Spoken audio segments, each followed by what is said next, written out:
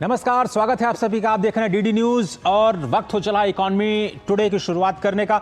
मैं हूं अजय मिश्र और आज की सबसे बड़ी खबर यही कि वैश्विक और घरेलू दोनों ही स्तर पर खबरें ऐसी आ रही हैं जिसने शेयर बाजार को नई ऊंचाइयों पर एक बार जाने पर एक बार फिर से विवश कर दिया है कहें, और एक बार फिर से ऑल टाइम हाई दिखाता हुआ सेंसेक्स और निफ्टी नजर आया। उस पर हम बात करेंगे। साथ ही साथ प्रधानमंत्री ने आर्थिक सुधारों पर पूरे देश और दुनिया को क्या कुछ संदेश दिया है, उस पर हम चर्चा करेंगे हमारे आज के फोकस में। लेकिन सबसे पहले आज की टॉप लाइंस पर निगाह डालते हैं। कन्याकुमारी में साधना के बाद पीएम मोदी ने देश के नाम लिखा नया संकल्प पत्र। कहा, सिर्फ आर्थिक सुधारों तक सीमित नहीं रहना है देश को, बल्कि हर क्षेत्र में सुधारों पर देना होगा जोर। कहा, देश में सुधारों को 2047 तक विकसित भारत के संकल्प के साथ जोड़कर देखना जरूरी।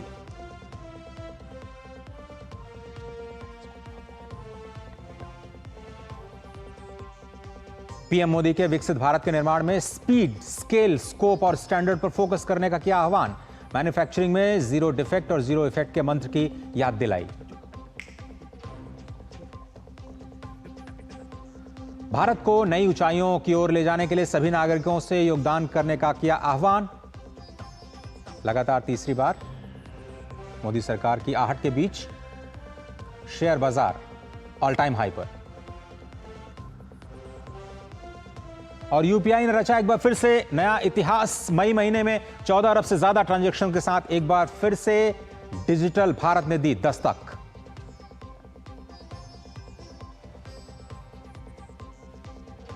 तो ये कुछ बड़ी टॉप लाइंस जिस पर हमारी निगाह रहेगी। प्रधानमंत्री ने देश के नाम नया संकल्प पत्र लिखा है और विकसित भारत के निर्माण पर फोकस करने का आह्वान किया है। लेकिन अभी की सबसे बड़ी खबर यही है कि जो गिफ्ट निफ्टी है उसने जो संकेत दिए थे उसके बाद आज भारतीय शेयर बाजार एक बार फिर से नई ऊंचाइयों पर नजर आए। इस वक्त देखें तो जो निफ्टी है वो 600 अंकों से ज्यादा की उछाल के साथ कारोबार करता हुआ नजर आ रहा है 23,151 के स्तर पर। लेकिन गिफ्ट निफ्टी से जो संकेत मिलने शुरू हुए तो उस पर निगाह डालते हैं। आज गिफ्ट निफ्टी ने 800 अंकों से ज्यादा के उछाल के साथ संकेत दे दिए कि भारतीय शेयर बाजार आज एक बार फिर से नई ऊंचाइयों पर खुलेंगे। और उसकी वजह यही कि स्थायी सरकार, स्थायी नीतियां और रिफॉर्म पर फोकस, इसकी उम्मीद में आज बाजार नई ऊंचाइयों पर नजर आए। सेंसेक्स की ओपनिंग देख लेते हैं। सेंसेक्स की ओपनिंग आज 2600 अंकों से ज्यादा की उछाल के साथ 76,583 के स्तर पर हुई। थोड़ा सा मार्केट करेक्ट होते हुए ऑल टाइम हाई के बाद, लेकिन आज सेंसेक्स की ओपनिंग 2621 अंक ऊपर 76,583। निफ्टी में भी कुछ इसी तरह का उछाल दिखाई दिया और निफ्टी की बात करें तो 611 अंक ऊपर 23,141 का स्तर आज निफ्टी का नजर आया। ऑटो और बैंक जैसे स्टॉक्स हैं वो तेजी के साथ कारोबार करते हुए नजर आ रहे हैं। इस वक्त निगाह डालें और वैश्विक बाजारों का भी असर दिखाई दे रहा है। अदानी पोर्ट्स 8% से ज्यादा ऊंचाई के साथ कारोबार कर रहा है। अदानी एंटरप्राइजेज में भी 6.8% की बढ़त। श्रीराम फाइनेंस करीब 7% ऊपर। पावर ग्रिड करीब 6.5% ऊपर। एनटीपीसी में भी अब से थोड़ी देर पहले 10 अंकों से ज़्यादा की गिरावट, माफ़ कीजिएगा, जो बढ़त है वो दिखाई दे रही थी। आज कोई भी सेंसेक्स और निफ्टी में लूजर्स नहीं है। किसी भी स्टॉक में आज गिरावट, टॉप 50 और टॉप 30 स्टॉक्स जो हैं सेंसेक्स और निफ्टी के, उसमें कोई भी लूजर आज नज़र नहीं आ रहा है। उधर अगर वैश्विक बाज़ारों की बात करें तो वैश्विक बाज़ार ब्याज दरों पर उम्मीदों के बीच उठते और गिरते दिखाई दे रहे हैं। नैस्डैक काफ़ी फ्लैट और S&P 500 और डाउ जोन्स में ये वायदा कारोबार में थोड़ी सी बढ़त दिखाई दे रही है। देखते हैं एशियाई बाज़ारों का हाल। एशियाई बाज़ारों में तेजी का रुख आज दिखाई दिया इस उम्मीद के बीच कि यूरोपीय बाज़ारों में ब्याज दरों में गिरावट की शुरुआत हो सकती है और हो सकता है कि यूरोप अमेरिका से पहले ब्याज दरों में गिरावट की शुरुआत कर दे। इसी उम्मीद के बीच एशियाई बाज़ारों ने आज तेजी के साथ शुरुआत की है। उसका असर भारतीय बाज़ारों पर भी दिखाई दिया, लेकिन साथ ही साथ डोमेस्टिक फैक्टर ने इस उछाल में सबसे ज़्यादा योगदान दिया। ब्रेंट क्रूड का भाव $81.37 प्रति बैरल के स्तर पर आज बनता हुआ नजर आया। श्यामा हमारे साथ जुड़ रही हैं। श्यामा, क्या कुछ चल रहा है वहां सेंसेक्स और निफ्टी को लेकर के शेयर बाजार में? ये जो तेजी है, अब सवाल ये आ रहा है कि ये कब तक बनी रहेगी? सभी लोग इंतजार कर रहे थे इस बड़ी तेजी का। जी अजय, जैसा आप पहले ही बता चुके हैं कि एग्जिट पोल्स के तहत ये एक बहुत तसल्ली वाली बात है मार्केट्स के लिए, एक्सपर्ट्स के लिए, कि सरकार की जो पॉलिसीज़ थी उसमें स्थिरता बनी रहेगी, उसमें स्टेबिलिटी, कंटिन्यूटी बनी रहेगी और इसी फैक्टर पर दोनों ही एनएसई और बीएसई एक ग्रीन में कारोबार करता हुआ नज़र आ रहा है। और ये रैली एक्सपर्ट्स की अगर माने तो कुछ दिन तक लगातार चलने वाली है, क्योंकि अभी तो आज तो हम देख रहे हैं कि एग्जिट पोल्स के ही एक शैडो में है और उसके बाद में 4 जून को रिजल्ट्स आएंगे। 4 जून को असलियत में पता चलेगा कि कितने जो सीट्स हैं, कितने आंकड़े हैं वो बीजेपी एनडीए और करता हुआ नज़र आ रहा है। क्योंकि अगर 350 की भी अगर बात करें तो ये काफ़ी है एक मेजॉरिटी के लिए और काफ़ी है एक सरकार बनाने के लिए। और तीसरी टर्म बनता हुआ एक्सपर्ट्स मान रहे हैं कि यहाँ पर 4 जून के बाद में सरकार बनेगी तीसरी बार। और इसके अलावा भी जो शपथ विधि हो, डिटेल्स भी आएंगे। तो ये सारे जो इम्पोर्टेंट हम कह सकते हैं कि ये ऐसे मोड़ हैं जहाँ पर मार्केट्स एक बहुत कीन नज़र बना के रखेगा कि जो उनके फेवर में होगा। हम हमेशा बात करते हैं अजय कि डोमेस्टिक और इंटरनेशनल फैक्टर्स दोनों ही काफ़ी ज़्यादा मायने रखते हैं हमारे मार्केट्स के लिए, और जो इंटरनेशनल फैक्टर्स होते हैं उसका मिरर होता है। लेकिन आज अगर हम देखें तो ये पूरा प्ले जो है वो डोमेस्टिक फैक्टर्स पर ही हो रहा है। और डोमेस्टिक फैक्टर्स सिर्फ इस बात पर कि पॉलिसीज़ बनी रहेंगी, स्टेबिलिटी बनी रहेगी। और एक कहीं ना कहीं मार्केट्स ये भी चाहता था कि जो डेवलपमेंट की बात हो रही है पूरे भारत के लिए विभिन्न सेक्टर्स में, अक्रॉस वेरियस सेक्टर्स, वो यहाँ पर कंटिन्यू बनी रहेगी। प्रधानमंत्री ने भी एक ये बात, डेवलपमेंट की बात और उसके ऊपर एम्फेसिस किया है। तो इसके ऊपर में मार्केट्स और ज़्यादा खुश है और ज़्यादा पॉजिटिव है। आपने भी ये बताया कि कोई कहीं पर भी अभी रेड नहीं दिख रहा है, कोई भी स्टॉक रेड नहीं दिख रहा है। तो जो डोमेस्टिक जो इंडिया से रिलेटेड, भारत से रिलेटेड सेक्टर्स हैं, स्टॉक्स हैं, उनमें ज़्यादा उछाल देखने के लिए हमें मिल रहा है। क्योंकि अगर हम बात करें पीएसयूज़ की, इंफ्रास्ट्रक्चर की, तो ये सारे ऐसे सेक्टर्स हैं जहां पर एक्चुअली इंफ्रास्ट्रक्चर एक बहुत मेजर रोल प्ले करेगा आने वाले समय में। तो ये काफ़ी अहम सेक्टर है। आप सभी वेरिड सेक्टर्स की बात कर लीजिए इंफ्रास्ट्रक्चर में। यहाँ पर हम पावर ग्रिड की बात कर रहे हैं, अडानी पोर्ट्स की बात कर रहे हैं, रेलवेज़ की बात कर लें। तो ये सारे सेक्टर्स जो हैं, ये सारे स्टॉक्स भी जो हैं वो बहुत अच्छा एक कारोबार करता हुआ नजर आ रहे हैं। और मार्केट आप मेरे साथ बने रहिए। मेरे साथ धीरेन्द्र कुमार जी जुड़ रहे हैं, जो कि सीईओ हैं वैल्यू रिसर्च ऑनलाइन के। धीरेन्द्र जी, आपका बहुत धन्यवाद। क्या एनालिस्ट को भी यही उम्मीद थी कि तीसरे टर्म में स्थायी सरकार के बाद 2.5 से 3% और कहीं कहीं 3.5% की इंडाइसेस में बढ़त दिखाई देगी?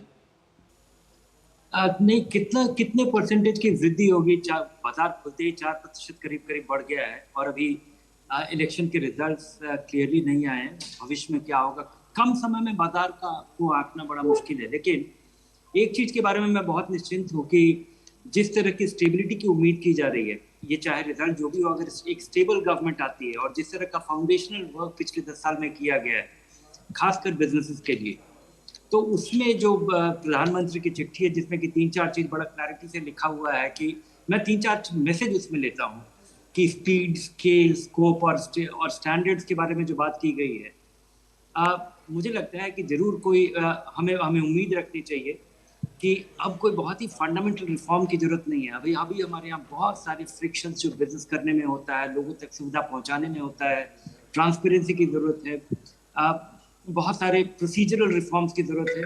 वहाँ पे मुझे लगता है कि बड़ा काम हो सकता है और मैं उसकी उम्मीद रखता हूँ। और जिसका कि कारोबार को और हमारे यहाँ के कल्चर को इसका बड़ा फर्क पड़ेगा। क्योंकि अभी तक हम बहुत मानते थे कि चीजें नहीं हो रही हैं, थोड़ा बहुत कुछ हो जाता है तो हम उससे खुश रहते थे। हम तकलीफ में, कम तकलीफ से हम काम चला ले में हम खुशी डिराइव करते थे। अब मुझे लगता है कि काफी लोगों को एस्पिरेशनल होने के लिए इनकरेज कर रहा है।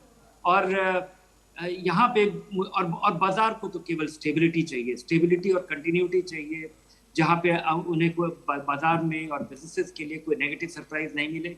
यही अपने आप में काफी है। लेकिन धीरेन्द्र जी, लेकिन इन लेवल्स को आप कैसे देखते हैं? ये जो लेवल्स हैं, क्या ये रिफ्लेक्ट करते हैं जो उम्मीद है सुधारों की, या फिर उस एक्सपेक्टेशन से कहीं ज्यादा नजर आ रहे हैं जिसको आप बबल बिल्डिंग कहते हैं, या फिर एक स्ट्रांग आपको जो मोमेंटम है वो उसका रैशनल सही दिखाई देता है? लंबे समय में तो कंपनियां बिल्कुल ही ये एक तरह से कंपनियों के अर्निंग्स के आधार पे ही बाजार चलता है। केवल इलेक्शन के रिजल्ट आ जाने से कोई खास लंबे समय में बात नहीं बनेगा। अभी शॉर्ट टर्म ऑप्टिमिज्म भले ही हो, और कंपनियों का जो अभी वैल्यूएशन है वो मुझे नहीं लगता है कि वो सस्ता है, लेकिन मुझे ये भी नहीं लगता है कि यहाँ पे हम कभी किसी बबल जोन में आ गए हैं। माना जा रहा है, आज भी आपने देखा होगा कि बाजार खुलते ही स्मॉल कैप इंडेक्स काफी रफ्तार से बढ़ा, सेंसेक्स से ज्यादा बढ़ा, और उसका कारण भी यही है कि स्मॉल कैप्स का जो विस्तार हो रहा है और वहाँ पे जो वैल्यूएशन है वो काफी रीजनेबल है लार्ज कैप की तुलना में। उसके अलावा जिस तरह का डाइवर्सिटी बाजार में दिख रहा है, जिस तरह से बाजार ब्रॉड बेस हुआ है, पिछले 10-12 साल से पीएसयू काफी स्ट्रगल कर रहे थे और वो काफी फोर्स फ्रंट पे आ पाए हैं और उनमें भी भारी सुधार देखा गया है, अर्निंग्स में मोमेंटम देखा गया है। तो मुझे लगता है कि अभी बाजार काफी विस्तृत हो सकता है और ये बाजार अभी बबल जोन में नहीं गया है। मैं तो इसके बारे में बहुत बारीकी से नजर नहीं रखता हूँ, लेकिन वैल्यू रिसर्च में बहुत सारे फंड मैनेजर से लगातार बात की जाती है और वहां पर से भी यही आकलन है कि बाजार अभी बबल जोन में नहीं है। हाँ, बाजार बहुत सस्ता भी नहीं है बहुत सारा भाग। जी धीरेन जी, आगे जाते हुए आपको लगता है कि ये जो हमें दिख रहा है कि मिड कैप और स्मॉल कैप में भी उछाल दिख रहा है, यानी हम थोड़ा सा और डीपेंड कर पा रहे हैं, और इस बात पर भी थोड़ा सा फोकस कीजिए कि ज्यादा लोग भारतीय शेयर बाजार में पार्टिसिपेट कर रहे हैं, ये क्या इसको आप मैच्योरिटी कहेंगे निवेशकों की ओर से, या फिर थोड़ी सी चिंता जरूर जताई गई है F&O को लेकर के, जिसमें लोग थोड़ा सा प्रॉफिटेरिंग करने की कोशिश करते हैं और गिरते हैं? तो ये जो नया ट्रेंड बढ़ा है उसको आप कैसे रीड करते हैं सर? नहीं, मुझे लगता है कि भारतीय बाजार के सस्टेन करने का सबसे बड़ा सीक्रेट यही है, और इसमें इसका कोई केवल एक कारण नहीं है। कंपनियों का प्रदर्शन ठीक ठाक होना, डिजिटल इंडिया, जो हमारे यहाँ डिजिटाइजेशन का जो रिवॉल्यूशन देखा गया है, जिस वजह से आम निवेशक बहुत आसानी से, अगर आपके पास एक स्मार्टफोन है और उस पर अगर आपके पास हाई स्पीड कनेक्टिविटी है, आपके पास जनधन अकाउंट है, तो आप बाजार में निवेश करने के लिए तैयार हैं। F&O जरूर एक चिंताजनक स्थिति है, लेकिन वो मुझे लगता नहीं है कि वो उसके बारे में हमें ज्यादा चिंता करना चाहिए। वहां पे बहुत सारे छोटे निवेशक आते हैं, जल्दी पैसा गंवाते हैं और उसके बाद सीख जाते हैं कि ये और कम पैसे में अगर वो नुकसान करके सीख जाते हैं तो बाजार का वो लंबे समय तक फायदा उठाने के लिए तैयार हो जाते हैं। म्यूचुअल फंड में जिस तरह का रिवॉल्यूशन देखा गया है SIP के जरिए, जिस तरह का स्केल बिल्ड हो पाया है, वो काफी रिमार्केबल है। और ये अभी मुझे लगता है कि शुरुआती दौर है, ये बहुत ही अभी शुरुआती दौर है म्यूचुअल फंड का भारत में, और छोटे निवेशकों का पार्टिसिपेशन, और ये काफी स्केलेबल है। जिस तरह से आम लोग बाजार में निवेश कर पाते हैं सुरक्षित तरीके से और जहां पे उन्हें फायदा हो पाता है, और ये पिछले 1-1.5 साल में और पिछले 10-12 दिन में भी दिखा है, जब विदेशी निवेशक लगातार बेच रहे थे पर हमारा बाजार धराशायी नहीं हुआ। तो उसका प्रमुख कारण यही है। और ये जो स्मॉल कैप और मिड कैप का जो विस्तार है, वहां पे तो मुझे लगता है कि निवेशकों को जहां पे हाल फिलहाल जहां ज्यादा रिटर्न मिलता है, लोग रीसेंट पास्ट परफॉर्मेंस का पीछा करते हैं, और वही कारण है जिस वजह से बहुत सारे निवेशक स्मॉल कैप फंड्स और मिड कैप फंड्स में पैसा लगा रहे हैं। और लगाने के बावजूद चूंकि वो 4-5 साल लगातार निवेश करने का नजरिया रखते हैं, इस वजह से ये अगर कम समय में भले ही नुकसान हो, लेकिन लंबे समय में पिछले 2-3 साल का नजरिया रखने वाले सारे निवेशकों को इसमें भारी फायदा हुआ है। और अगर ये निवेशकों का नजरिया यही रहता है, अगर कम समय के लिए नहीं, धीरे धीरे निवेश करने के नजरिए से के उद्देश्य से अगर लोग इसमें अपने छोटी रकम से एक बड़ी पूंजी इकट्ठा करते हैं, तो मुझे लगता है कि ये काफी रिवॉल्यूशनरी है। और F&O में जिनका नुकसान होता है वो अलग तरीके के निवेशक है, और वो ही निवेशक धीरे धीरे ग्रेजुएट होकर के म्यूचुअल फंड में निवेश करते हैं। बिल्कुल, एक छोटा सा ब्रेक लेते हैं। ब्रेक के उस पार जो प्रधानमंत्री मोदी ने आज चिट्ठी लिखी है, उसमें जिन रिफॉर्म्स की बात की है उस पर भी हम चर्चा करेंगे, और हमारे साथ खास मेहमान जुड़े हुए हैं। कहीं मत जाइए, आप देख रहे हैं economy today. Curiosity can take you to some out of the world places. Curious about this place? Scan this QR code before I take it off with my Seat tires. Seat, crafted for the curious. घुटना, कंधा या कमर, चाहे जैसा हो दर्द, doctor ortho आपको देता है दर्द से पूरी आजादी। ये कोई टेम्पररी पेन किलर नहीं, आयुर्वेदिक औषधि है। मैं कैप्टन होता ना, ओपन कराता। अब हर कोई ओपन करेगा तो मैच कौन क्लोज करेगा? तो भाई साहब, अब कोई किसी की लाइफ में आग नहीं लगा पाएगा। समर कूल, जो हर दिल करे कबूल। बात जब पीढ़ियों के लिए बनने वाले घर की हो तो जिम्मेदारी बड़ी हो जाती है। गैलेंट समझता है ये जिम्मेदारी। अब डबल एम रिब्स के साथ गैलेंट एडवांस TMT रीबार, निर्माण का real hero. Delivery boy has picked your order. अरे भाई, पता है भूख लगी है। 30 मिनट का मैसेज नोटिफिकेशन आया था ना। मैसेज के सारे थोड़ी बैठ सकते हैं। कल आपने कुछ शेयर्स बेचे थे ना? हाँ, तो चेक किया? मैसेज आया तो था। सिर्फ मैसेज काफी नहीं है। आप शेयर मार्केट में कोई भी ट्रांजैक्शन करते हैं ना, तो स्टॉक एक्सचेंज से आए SMS या ईमेल को अपने डीमैट अकाउंट और बैंक स्टेटमेंट के साथ भी टैली कीजिए। बेटा, भूख में ना दिमाग बंद हो जाता है। समझ कर इन्वेस्ट कर। स्वागत है आप सभी का। आप देख रहे हैं इकोनॉमी टुडे और बात करते हैं आज के फोकस की।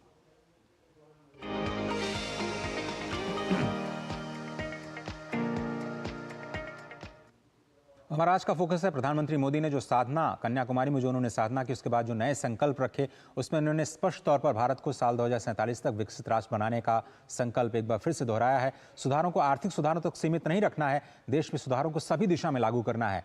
स्पीड, स्केल, स्कोप और स्टैंडर्ड, जिसका जिक्र हमारे धीरेन्द्र कुमार जी कर रहे थे, स्पष्ट तौर पर ये इस पर फोकस रहेगा। मैन्युफैक्चरिंग में जीरो डिफेक्ट और जीरो इफेक्ट का भी ध्यान रखना होगा, ये प्रधानमंत्री मोदी ने कहा। साथ ही साथ 10 सालों में 25 करोड़ लोगों को गरीबी से निकालना अभूतपूर्व, ऐसा अभी तक हुआ नहीं। उसका जिक्र करते हुए उन्होंने कहा कि पूरी दुनिया की जो निगाह है वो आकांक्षी जिलों और आकांक्षी ब्लॉक्स पर हमारी बनी हुई है। अंतिम पायदान पर लोगों को सशक्त बनाने की नीति की भी सराहना हुई और डिजिटल इंडिया कैंपेन एक दुनिया के लिए एक बड़े उदाहरण के तौर पर नजर आया। हमारे साथ जो खास मेहमान उनके साथ जुड़ते हैं, डॉक्टर चरण सिंह जुड़ रहे हैं जो कि अर्थशास्त्री हैं और इन सुधारों को बहुत ही करीब से देखते हैं। साथ ही साथ धीरेन्द्र कुमार जी हमारे साथ जुड़े हुए हैं। डॉक्टर चरण सिंह, कैसे देखते हैं आप प्रधानमंत्री के इन बिंदुओं को, जिस पर वो कह रहे हैं कि अब हमें सुधारों को और व्यापक बनाना होगा और केवल इकोनॉमिक रिफॉर्म्स पर फोकस नहीं करना है, शायद कुछ और क्षेत्र में भी रिफॉर्म्स आने वाले हैं?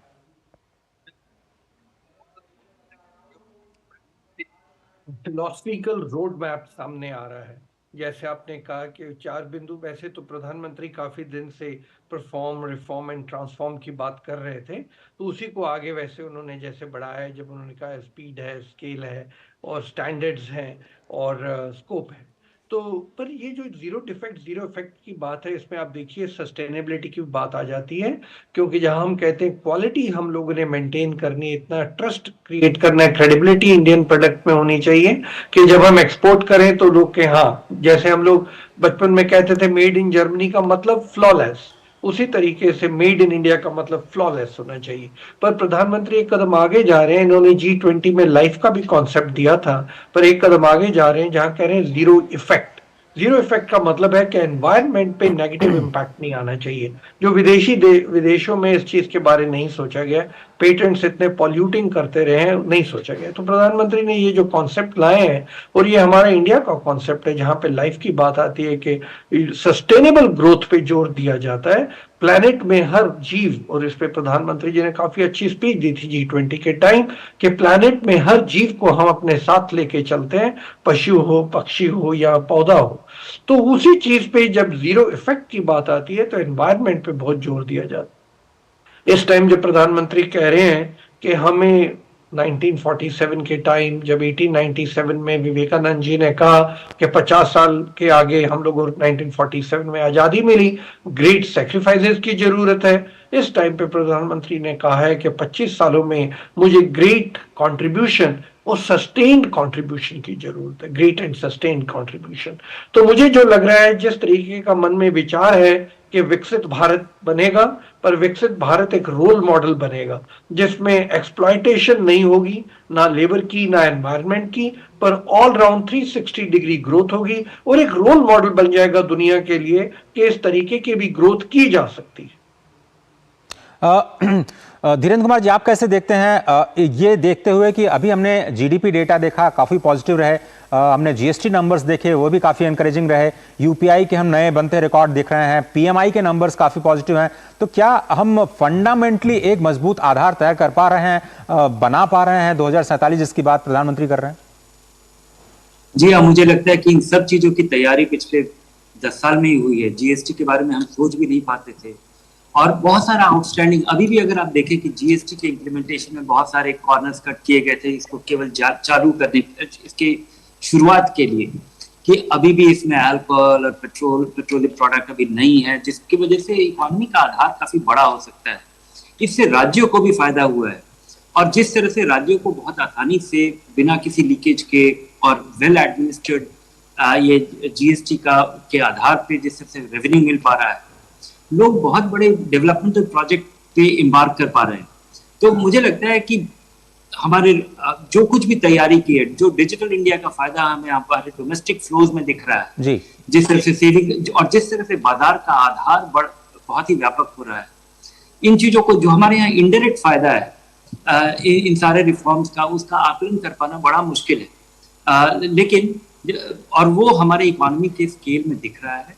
जीएसटी एक बहुत ही ऑर्गेनाइज तरीके से हमारे पास एक मंथली रिपोर्ट आ जाता है कि हमारे इकोनॉमी का स्केल क्या बढ़ रहा है। और ये अगर आप देखें कि जीएसटी की शुरुआत में जब हम 1 लाख करोड़ रुपए मासिक जीएसटी के मोबिलाइजेशन को हम एक बड़ा लैंडमार्क समझते थे, वो अब 1,70,000 करोड़ पिछले महीने पहुंच गया था।